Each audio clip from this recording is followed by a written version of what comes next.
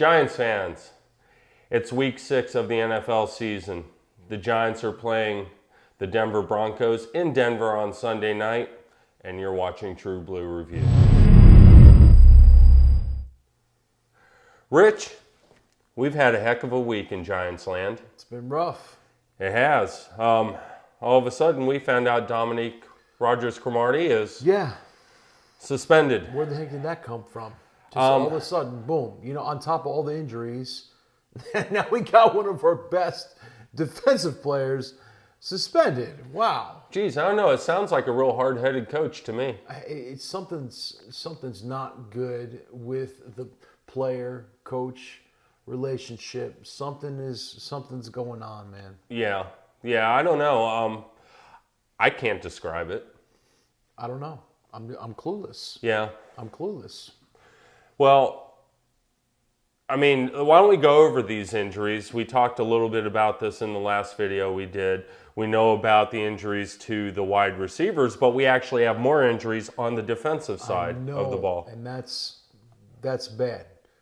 So we got, of course, Vernon's still out. Mm-hmm. Okay, now we got Romeo Quara, he's out of the game, and Casillas is out. You know, and now we've got Cromartie suspended. We got Jenkins walking out of the game, so I don't know if he's enthused to play. Yeah, really. It's a challenge because this team that we're playing, granted their defense is off charts, their offense is not great, but it's opportunistic, and their running game is phenomenal. Yeah. 150 some odd yards a game I think they're putting up right now as an average, and that puts them up there at the top of the league. They're like number pretty one much in rush. Yeah, or pretty darn close to it.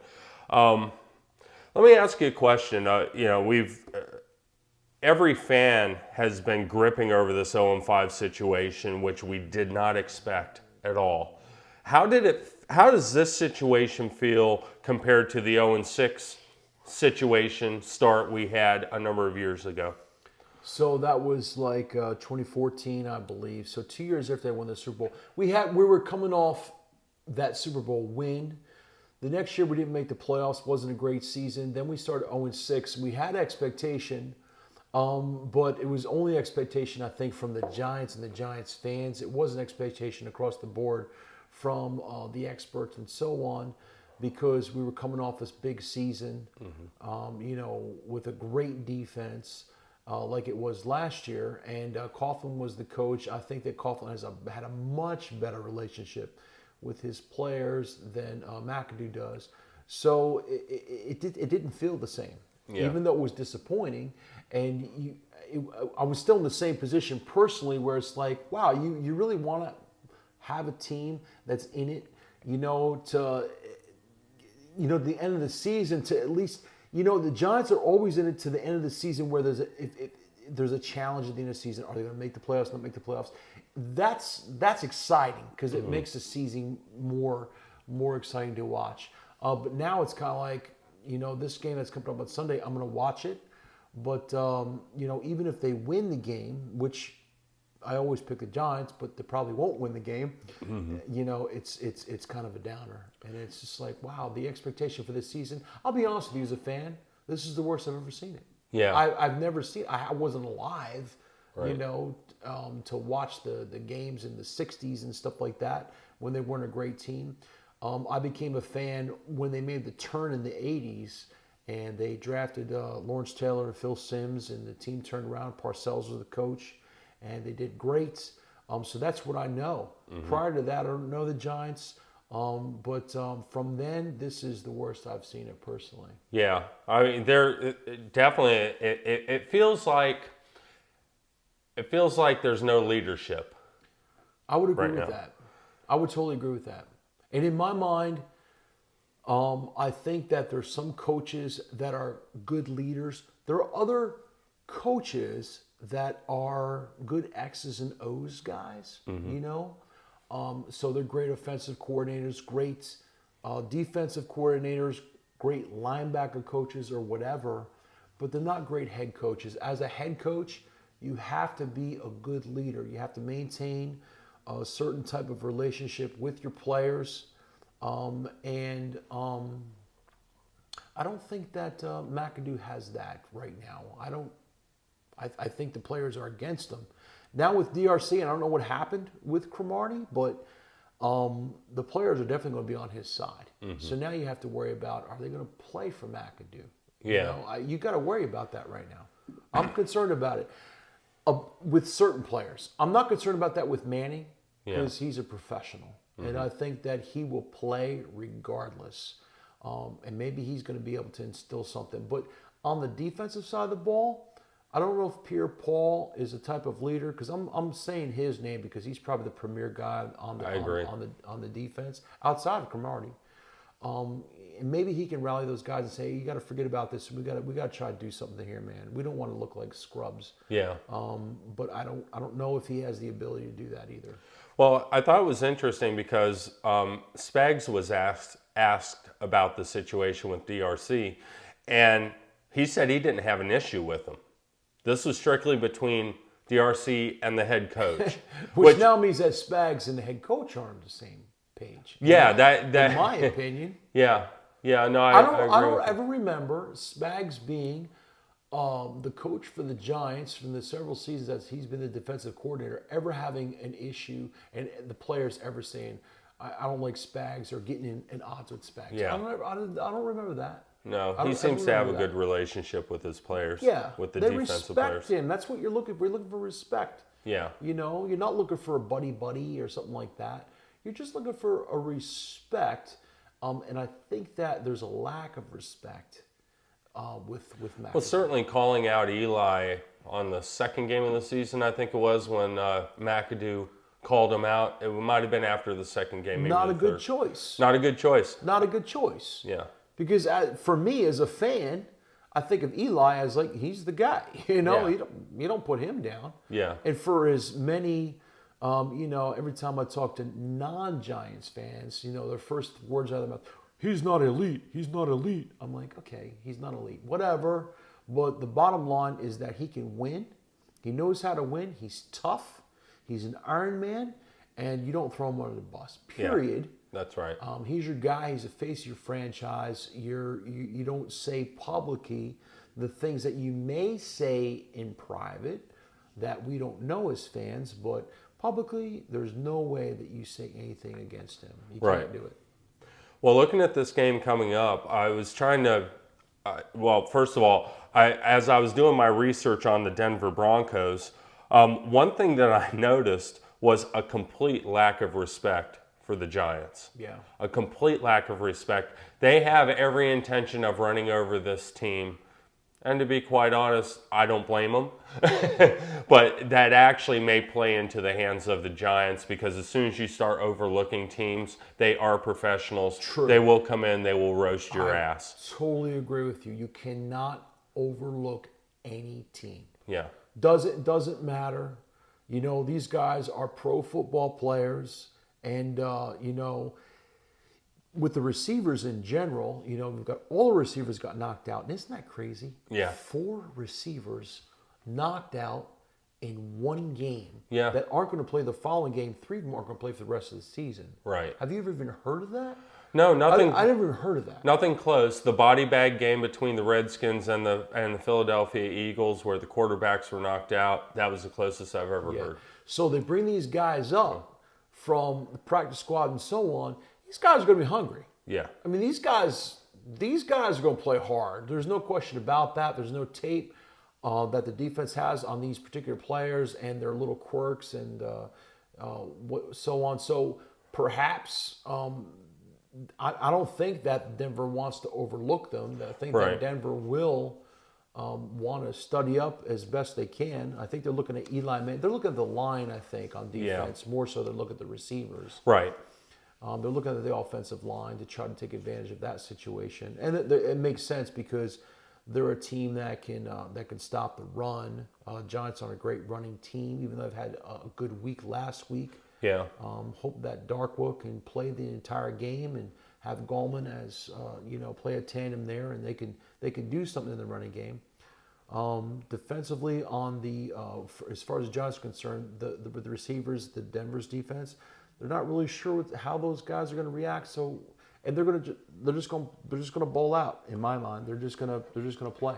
Well, on the defensive side for the Giants, I would think that with the young quarterback that you have with the Denver Broncos, you're going to want to put some heat on them. I hope they can. Yeah. But Vernon's not there. Vernon's not there. So they don't have that pass rushing presence. And JPP's kind of been missing the last couple of games, right? Yeah, I think he's been injured or something. He's kind of been missing. He's permanently injured. Remember the hand? Yeah. Yeah, exactly. He came back from that. He came back. He's a trooper, no doubt about it. Casillas is out. Keenan Robinson will probably step in for him. We talked about Okwara and Olivier Vernon being out. Avery Moss can probably step up in Vernon's spot. Okay. I'm not really sure what he can do. So we'll have to wait and see. These guys were not chosen to be starters for a reason. Yeah. But then again, sometimes you get guys in the heat of the game and they impress you. Sure. Kerry Wynn's another one that could step into that position as well. And Kerry Wynn is not bad. I've seen him have some great plays. Yeah, he's been in this year. He's been playing this year. In reference to the offensive side of the ball for the Giants, we talked about that we've got 4 receivers that are out. Shepard may come back after. I'm thinking he's probably going to be back after the break. He's definitely not for this game though. No, he's out for this game, and I think he's going to be out for Seattle, and then we've got a break on that. Yeah. So probably after that. So we've got Tavares King coming back. Yeah, and I feel good about that. I feel good that they brought him back because he knows the system already. I've seen him play. He's not horrible. No. And but then again, he got cut from the Giants, and nobody picked him up. Yeah. So yeah. Well, he did have an ankle injury, but I'm going to assume that after 5 weeks or 6 weeks of being off the team, he's going to play his heart out. Yeah, I don't doubt that one bit. He's going to play his heart out. Yep. Because even if he doesn't get re-signed by the Giants because of this situation, yeah, he's building his resume to maybe make it for another team. Exactly. And then a young man that kind of became a fan favorite is Travis Rudolph. Yeah, Travis Rudolph played really good in the preseason. He did. I mean, he went up for a couple balls. I was like, who is this guy? I mean, he went up over the top. Like, he went up. I mean, he's got some hops. Yeah, he definitely has a vertical leap. He's got some hops, man. He can get up, so he can collect the ball, which is great. Yeah. Eli Manning needs that type of guy. Because Eli Manning just likes to throw the ball and he wants the receiver to go after it. That's what he needs. Yeah. He needs that. He has that with Beckham, and maybe a little bit, maybe he has that with Shepard a little bit. But Shepard I don't think can jump out the gym like Travis Rudolph can. Travis Rudolph can get up. I think he's going to want to make a name for himself as well. He definitely has an opportunity, as they all do, to make a permanent spot for himself on this team. Opportunity, it's presenting itself right now. That's what success. Opportunity breeds success, right? So it's presenting itself right now. So these guys are going to they're going to want to play as hard as they can. Like I'm saying, if not to win this game, to build a resume for their future, because they're guys that aren't starters on a team right now, and they want to be. They want to make a team. They want to be in a roster for a few years. Sure. They want to make a significant amount of income within the NFL. So they're gonna ball out. No question about that. On the offensive line, Weston Richburg's out again. Yeah. So we're thinking Brett Jones. Brett Jones. We'll probably move to that position. Now, that offensive line, the way I see it, is their number one task is to keep the defense off of Eli. And Von Miller is the guy you key on, the way I see it. And so we're probably going to, I suspect that we're going to see more of Rhett Ellison being more of a blocker on the line. And quite honestly, if Von Miller's on the left side or on the right side, that would be the right side of the offensive line, then Rhett Ellison is there. If he moves to the left side, Rhett Ellison's there. You got to key on that guy. They're probably going to move him around. Yeah.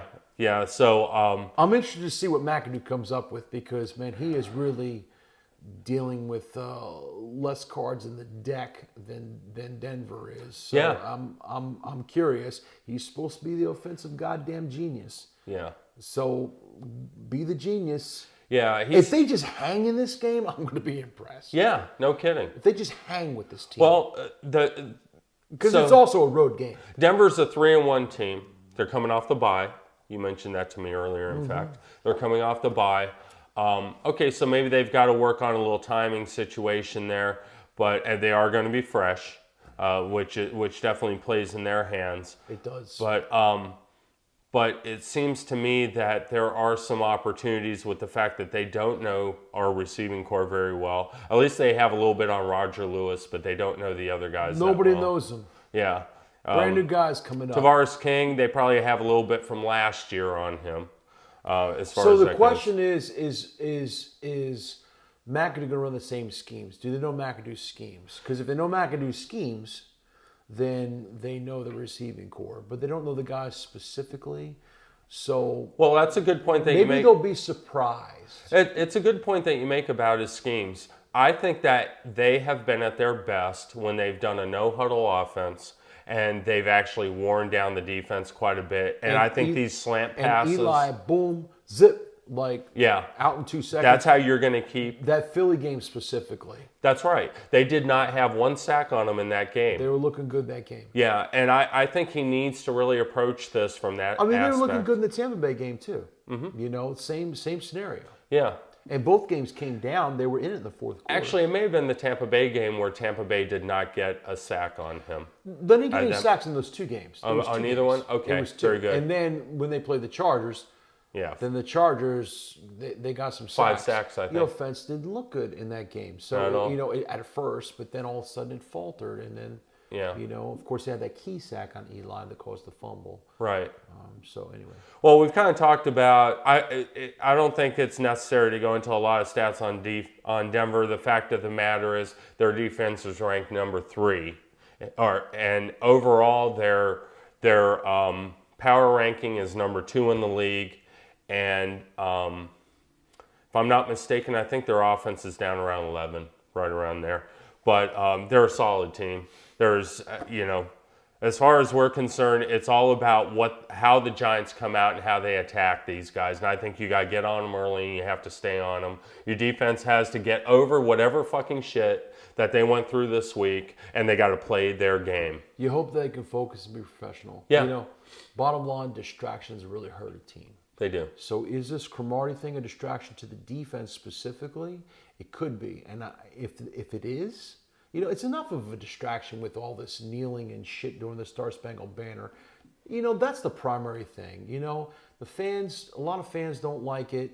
The bottom line is it's a distraction to teams. Mm-hmm. You know, it's a distraction of football. Yeah. You know, in my mind, the realm of football is not the place to make a political statement, but we're just talking about distractions right now. Yeah.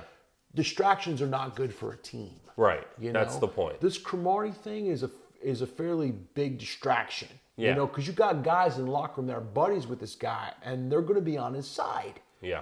So how are they going to react to that?